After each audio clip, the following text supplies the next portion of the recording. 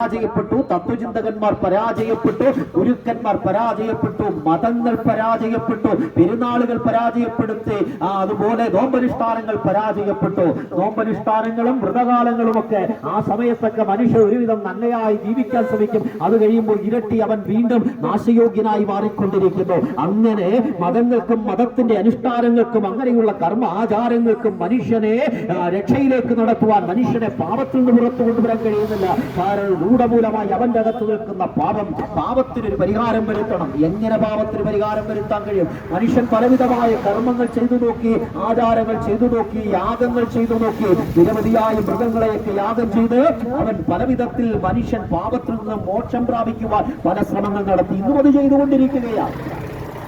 മനുഷ്യൻ നടത്തുന്ന പലവിധമായ മതപരമായ അനുഷ്ഠാനങ്ങളും മരിച്ചതിന് ശേഷം അവൻ നടത്തുന്ന കർമാനുഷ്ഠാനങ്ങളുമൊക്കെ മനുഷ്യന്റെ ആത്മാവിന് മോചനം കൊടുക്കുവാൻ വേണ്ടി, മനുഷ്യന്റെ ആത്മാവിനെ പാപത്തിൽ നിന്ന് പുറത്തു കൊണ്ടുവന്ന നിത്യതയിൽ എത്തിക്കുവാൻ വേണ്ടി മനുഷ്യൻ വൃഥാ നടത്തുന്ന ശ്രമങ്ങളാണ്.